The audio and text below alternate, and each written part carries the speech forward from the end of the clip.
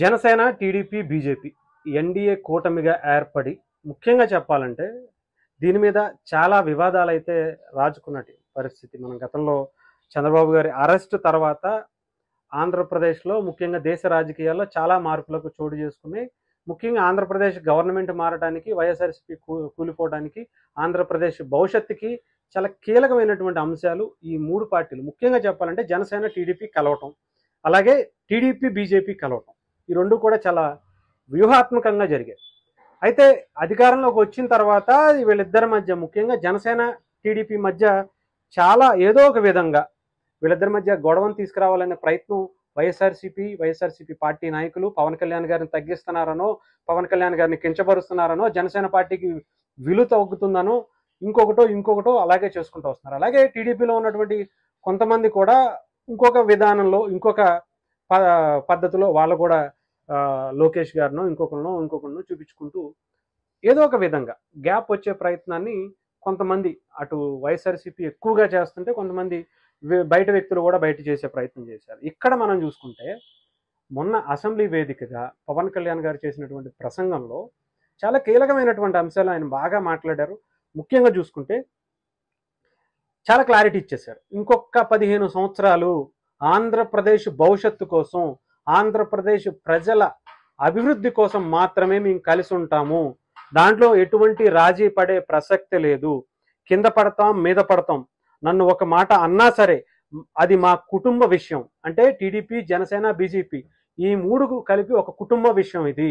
మీరు దీంట్లో ఎన్ని పెట్టాలి, ఎన్ని కుట్రలు పడినా కూడా మేము విడిపోయే ప్రసక్తే లేదు. ఒక మాట నన్ను అన్నా సరే నేను ప్రజల కోసం భరిస్తాను అని చెప్పి పవన్ కళ్యాణ్ గారు స్పష్టం చేశారు. ఏమి జరిగినా మేము 15 సంవత్సరాలు కలిసే ఉంటాం. వైసీపీని సభలో అడుగు పెట్టనివ్వం, అధికారంలోకి రానివ్వం అని పవన్ కళ్యాణ్ గారు చాలా చాలా చాలా క్లియర్గా స్పష్టం చేశారు.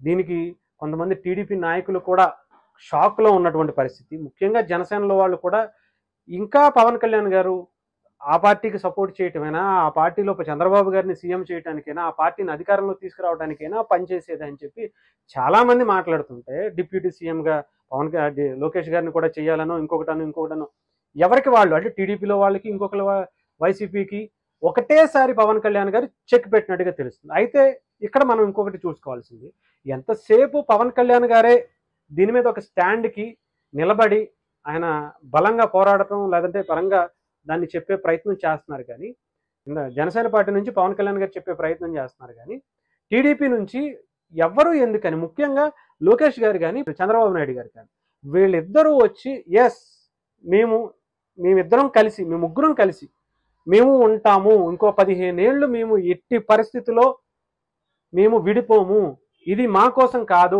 ఆంధ్రప్రదేశ్ భవిష్యత్తు కోసం, ఇక్కడ అభివృద్ధి కోసం అని ఎందుకని బయటకు వచ్చి చెప్పలేకపోతున్నారు అనేదే చాలా మందికి అర్థం కానటువంటి పరిస్థితి. ఇది టీడీపీలో ఉన్నటువంటి కేడర్ కావచ్చు, నాయకులు కావచ్చు అడ్వాంటేజ్గా తీసుకుని పవన్ కళ్యాణ్ గారికే మా అవసరం ఉంది, పవన్ కళ్యాణ్ గారే మమ్మల్ని పట్టుకుని వేలాడుతున్నారని చెప్పే ప్రయత్నం చేస్తున్నారు. జనసేన పార్టీలో ఉన్న వాళ్ళు కొంతమంది బయటికి మాట్లాడలేకపోయినా కానీ ఇంటర్నల్గా అనుకున్నటువంటి పరిస్థితి అయితే తెలుస్తుంది.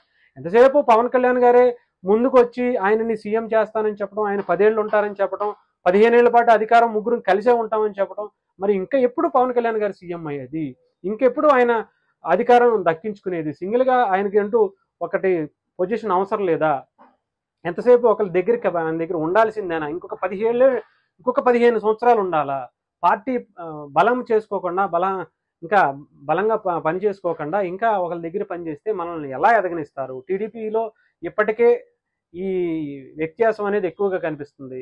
అంటే ఎమ్మెల్యేలకు కావచ్చు, మిగతా ఏదైతే నామినేటెడ్ పోస్టులు ఇచ్చారో వాళ్ళకి కావచ్చు, ఎటువంటి విలువ లేకుండా పోతుంది జనసేన పార్టీకి సంబంధించిన వాళ్ళు. ముఖ్యంగా టీడీపీ గెలిచినటువంటి స్థానాల్లో జనసేన కేడర్కి ఎటువంటి పనులు జరగట్లేదు అనేది ఒక అపవాదం ఉంది, వాళ్ళని ఎవరు పట్టించుకోవట్లేదని ఒక అపవాదం ఉంది. అసలు ఆ నియోజకవర్గ ఇన్ఛార్జీలు కావచ్చు, సమన్వయకర్తలు కావచ్చు, నాయకులు కావచ్చు, కార్యకర్తలు కావచ్చు, ఎవరికి కూడా ఏ పని జరగట్లేదు అనడానికి చాలా ఉదాహరణలు, చాలా బహిరంగంగానే వచ్చినటువంటి పనులు.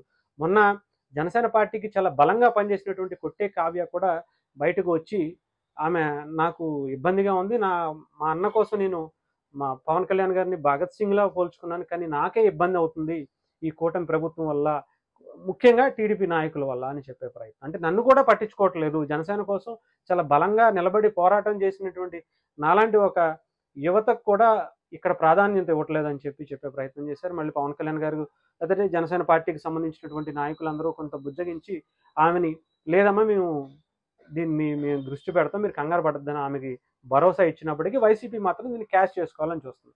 వైసీపీ ఎప్పుడు కూడా ఎలా చూస్తుందంటే గోతిగాడు నక్కలా కాసుకు కూర్చుని ఎప్పుడు వీళ్ళిద్దరు విడిపోతారా, లేదంటే విడగొట్టే ప్రయత్నాలు మనం ఏమి పుల్లబెట్టాలి, ఏ రకంగా మనం వీళ్ళిద్దరిని విడగొట్టాలనే ప్రయత్నం చేస్తుంది. దాంట్లో వీళ్ళిద్దరు ముఖ్యంగా దానికి సహకరిస్తున్నట్టుగానే టీడీపీ నాయకుల వ్యవహారం కావచ్చు, టీడీపీ అధిష్టాన వ్యవహారం కూడా ఉంది అనటంలో పెద్ద ఆశ్చర్యం కనిపించట్లేదు. ఎందుకంటే పవన్ కళ్యాణ్ గారు ఆ రోజు అసెంబ్లీ వేదికగా ఆ మాట చెప్పినప్పుడు పక్కనే ఉన్నటువంటి నారా లోకేష్ గారు, చంద్రబాబు నాయుడు గారు ఎస్ మేము ముగ్గురం కలిసే ఉంటాం, మీరు ఏమన్నా సరే పవన్ కళ్యాణ్ గారిని ఒక మాట అన్నా, నన్ను ఒక మాట అన్నా, లోకేష్ గారిని ఒక మాట అన్నా సరే మేము పట్టించుకోము, మేము పక్కాగా ఆంధ్రప్రదేశ్ భవిష్యత్తుకి మేము నిలబడి ఉన్నాం, మీరు ఏమనుకున్నా సరే ఆంధ్రప్రదేశ్ను ఒక దారిలోకి తీసుకొచ్చే వరకు, ఆంధ్రప్రదేశ్ అభివృద్ధి జరిగే వరకు, అమరావతి పూర్తయ్యే వరకు, పోలవరం ప్రాజెక్ట్ అయిపోయే వరకు, కానీ ఇక్కడ ఉద్యోగాలు యువతకు వచ్చే వరకు మేము ఉంటామని ఎందుకని స్టేట్మెంట్ ఇవ్వలేకపోతున్నారు అనేది ఆ పార్టీకే వదిలేయాలి. జనసేన పవన్ కళ్యాణ్ గారు చాలా బలమైనటువంటి స్టాండ్ తీసుకున్నారు. ఆంధ్రప్రదేశ్ ప్రజల కోసం ఆయన జీవితాన్ని, ఆయన రాజకీయ జీవితాన్ని, ఆయన పార్టీ జీవితాన్ని, ఆయన పార్టీలో ఉన్నటువంటి నాయకుల జీవితాన్ని కూడా పణంగా పెట్టి ఆంధ్రప్రదేశ్ అభివృద్ధి కోసం పనిచేస్తున్నారు అనటంలో ఎటువంటి సందేహం లేదు. మరి టీడీపీ ఏం చేస్తుంది? దీనికి గోతికాడ నక్కలా కాచి కూర్చున్నటువంటి వైఎస్ఆర్సీపీ ఎలాంటి కుట్రలు కుతంత్రాలు రచిస్తుంది అనేది వేచి చూడాలి.